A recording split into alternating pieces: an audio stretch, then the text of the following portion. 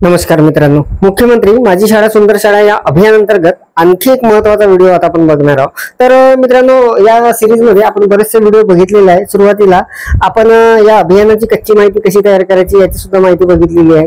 मागच्या व्हिडिओमध्ये सुद्धा खूप महत्त्वाची अशी माहिती आपण म्हणजे ते फोटो वगैरे आपल्याला कोणकोणते लागणार आहे याची माहिती बघितली आहे आणि ते फोटो आपण कसे तयार करायचे आपल्या मोबाईलवरून अगदी सहजपणे याची माहिती आपण या व्हिडिओमध्ये जाणून घेणार आहोत। कारण बरेच जणांचे मित्रांनो कमेंट्स आलेले आहे, काही जणांचे कॉल्स आलेले आहे की नेमके आपण ते फोटो तयार कसे करायचे मोबाईलवरून अगदी सहजपणे।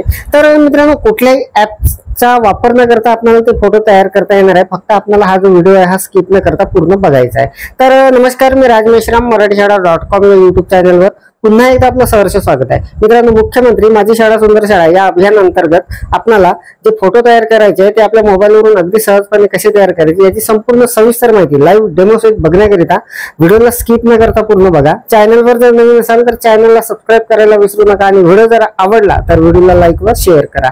चला तर मग सुरू करूया।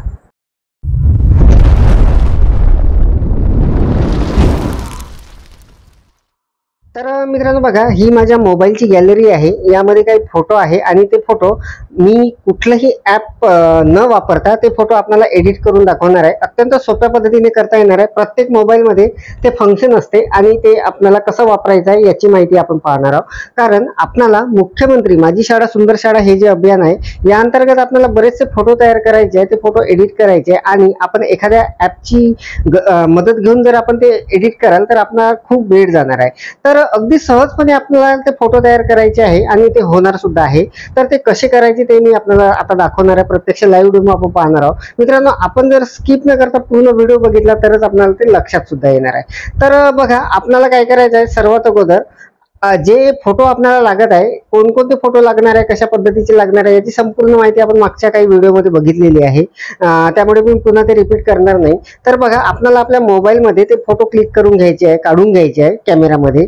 आणि मित्रांनो बघा, आता मी माझ्या मोबाईलची गॅलरी इथे ओपन केलेली आहे। इथे हे जे अल्बम आहे यामध्ये बरेचसे फोटो अल्बम असतात वेगवेगळे। तर बघा, मी फोटोमध्ये जातो सरळ। तर हा जो कॅमेरा आहे, कॅमेरा यामध्ये आता जातो। तर बघा, इथे मी काढलेले जे फोटो आहे क्लिक केलेले ते संपूर्ण फोटो इथे आता दिसत आहे। तर मित्रांनो बघा, आपण आपल्या मोबाईलमध्ये जे फोटो काढणार आहे ते अशा पद्धतीने आपल्याला दिसणार आहे। आता जसा हा सुरुवातीचा फोटो वृक्षारोपणाचा आहे। तर बघा, या फोटोवर मी क्लिक केल्याबरोबर हा फोटो आता मोठा आपल्याला दिसत आहे आणि यामध्ये खाली आपल्याला काही फंक्शन दिसत आहे। यामध्ये पहिले जे फंक्शन आहे ते आहे सेंडचं, त्यानंतर फेवराईट आहे, त्यानंतर एडिटचं आहे, त्यानंतर डिलेटचं आणि मोअरचं। आता मोअरवर जर आपण क्लिक केला तर आपल्यासमोर काही नवीन फंक्शन ओपन झालेले आहे। Move, rename, set as wallpaper, set as contact अवतार, हाईड आणि डिटेल। तर यामध्ये सगळ्यात शेवटचं जे फंक्शन आहे डिटेलचं, यावर आपण क्लिक केलं तर आपल्याला या फोटोची संपूर्ण डिटेल तिथे माहिती येणार आहे। तर बघा, मी डिटेलवर क्लिक केलं।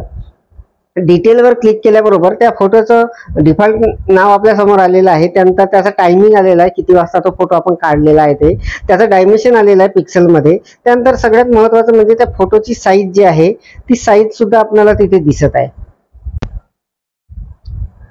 तर बघा, त्या फोटोची साईज आपल्याला इथे 3.6 MB अशी दिसत आहे। तर सांगण्याचं तात्पर्य म्हणजे त्या फोटोबद्दल जे काही माहिती आहे त्या फोटोची ती संपूर्ण माहिती आपल्या समोर आलेली आहे। तर मित्रांनो, या अभियानासाठी जे आपण फोटो तयार करणार आहोत ते आपल्याला 2 MB पर्यंत त्याची साईज असावी लागणार आहे। तर आपलं सगळ्यात महत्त्वाचं काम म्हणजे काय आहे, कारण ते फोटो जे आहे ते आपल्याला 2 MB पर्यंत घ्यायचे आहे। आता आपण कॅमेरामध्ये काढलेले फोटो त्याची साईज जी आहे ते जास्त असते। तर आपल्याला एक ट्रिक वापरायची आहे छोटीशी। आपल्याला काय करायचं आहे, जेवढे फोटो आपल्याला लागत आहे या अभियानासाठी ते फोटो आपण कॅमेरामध्ये काढलेले आहे त्याची साईज जास्त असणार आहे। ते फोटो आपण कोणाच्या तरी व्हॉट्सअपला पाठवा तसेच, आणि परत पुन्हा त्याला आपल्या व्हॉट्सअपवर पाठवायला सांगा। नेमकी त्याची साईज ते कमी होऊन जाणार आहे। त्यानंतर आपण ते फोटो एडिट करणार आहोत। तर बघा, आता हा फोटो मी एडिट करणार आहे कुठेही न पाठवता, तरी याची साईज थोडीफार कमी होणार आहे। जर नाही झालं तर आपण तो ट्रिक वापरू शकता। तर बघा, आता या फोटोला मी पुन्हा एकदा क्लिक करतो आणि बघा, खाली जे फंक्शन आहे त्यामध्ये मधलं जे फंक्शन आहे ते एडिटचं आहे। आणि मित्रांनो, सगळ्यात महत्त्वाचं म्हणजे हे सर्व फंक्शन प्रत्येक मोबाईलमध्ये असतात, प्रत्येक अँड्रॉइड मोबाईलमध्ये, त्यामुळे आपल्याला कुठलीही अडचण जाणार नाही। तर बघा, या फोटोवर आता मधातलं जे फंक्शन आलेलं आहे ते एडिटचं, त्यावर क्लिक करणार आहोत। आता हा फोटो एडिट साठी तयार आहे. इथे काही फंक्शन सुद्धा खाली आलेले आहे अशा पद्धतीने. तर बघा पहिलं जे महत्वाचं फंक्शन आहे यामध्ये ते आहे क्रॉपचं. तर क्रॉपवर क्लिक केल्यानंतर आपल्याला हा फोटो क्रॉपसाठी आता रेडी आहे. तर आपण बोटाने याला सरकवून मागे पुढे याला क्रॉप करणार आहोत. आपल्याला किती घ्यायचा आहे तेवढा. तर बघा मी याला वरून एवढा कमी केलेला आहे आणि खालून थोडा कमी केलेला आहे. आता हा फोटो अशा पद्धतीने एवढा मला पाहिजे आहे. आता याला मी इथे राईट क्लिक करून याला राईट क्लिक करायचं आहे.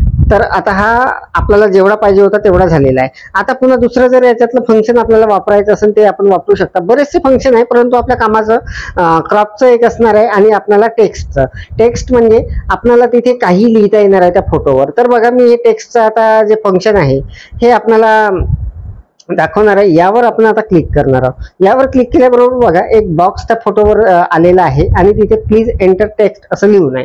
तर त्यावर आपण पुन्हा क्लिक करणार आहोत. त्यावर क्लिक केल्याबरोबर तिथे आपल्याला काय लिहायचं आहे ते लिहायसाठी तिथे सुविधा आलेली आहे. तर बघा मी इथे वृक्षारोपण कार्यक्रम असं लिहून घेणार आहे.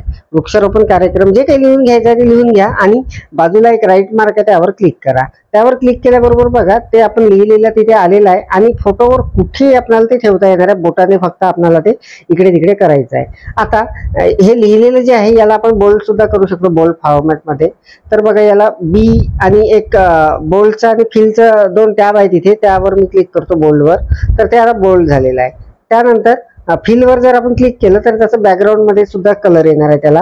तर बघा अशा पद्धतीने अगदी सोप्या पद्धतीने आपल्याला तिथे काही लिहिता येणार आहे त्या फोटोवर आणि खाली वेगवेगळे कलर आहे ते कलर सुद्धा आपल्याला देता येणार आहे तिथे त्या जे आपण लिहिलेलं आहे त्याला अशा पद्धतीने. तर बघा खूप सारे कलर आपल्याला देता येणार आहे आणि आपलं ते तयार झाल्यानंतर किंवा आपल्याला जे काही कलर वगैरे द्यायचं आहे ते देऊन झाल्यानंतर आपल्याला त्या लिहिलेलं आहे त्याच्या बाहेर क्लिक करायचं आहे म्हणजे ते निघून जाणार आहे.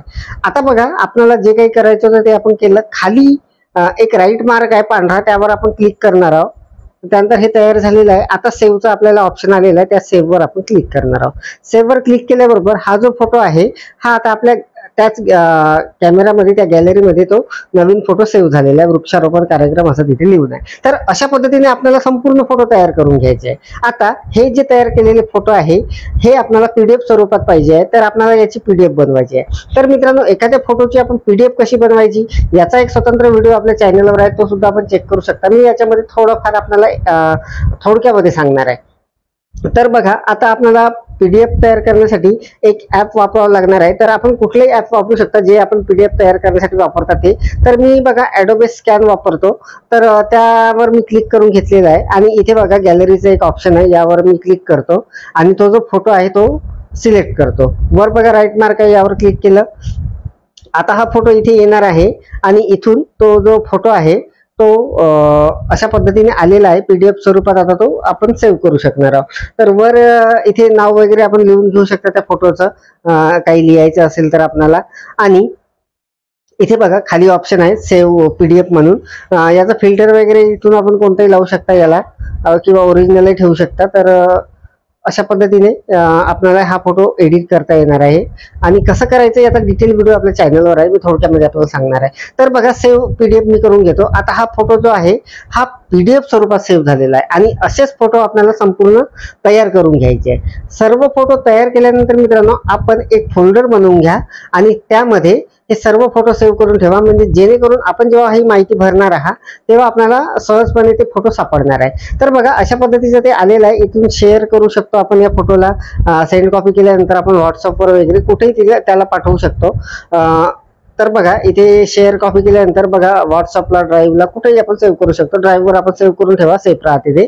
तर अशा पद्धतीने आपल्याला संपूर्ण फोटो तयार करायचे आहे आणि त्याची पीडीएफ तयार करायची आहे. तर अपेक्षा आहे मित्रांनो आपल्याला जे आपल्या मोबाईलमध्ये फोटो आहे ते आपण एडिट कसे करायचे त्यावर नाव वगैरे कसं लिहायचं आणि त्याची पीडीएफ कशी बनवायची हे संपूर्ण गोष्टी आपल्याला लक्षात आलेल्या असेल. अशाच पद्धतीने आपल्याला प्रत्येक फोटो मी फक्त आपल्याला एक फोटो तयार करून दाखवलेला आहे. आपण अशाच पद्धतीने सर्व फोटो तयार करा आणि लगेचच आपण ते फोटो आणि जे काही माहिती आपण तयार केलेली आहे मुख्यमंत्री माझी शाळा सुंदर शाळा या अभियानासाठी, संपूर्ण माहिती आपण त्या पोर्टलवर प्रत्यक्ष कशी भरायची आता नेक्स्ट व्हिडिओमध्ये तेच पाहणार आहोत. तर मित्रांनो, या व्हिडिओमध्ये एवढंच. व्हिडिओ जर आवडलेला असेल तर व्हिडिओला लाईक करा, शेअर करा आणि माझ्या मराठीशाळा.com या युट्यूब चॅनलवर जर नवीन असाल तर चॅनलला सबस्क्राईब करायला विसरू नका. पुन्हा व्हिडिओ असेल एका नवीन माहितीसह, नवीन अपडेटसह. तोपर्यंत धन्यवाद.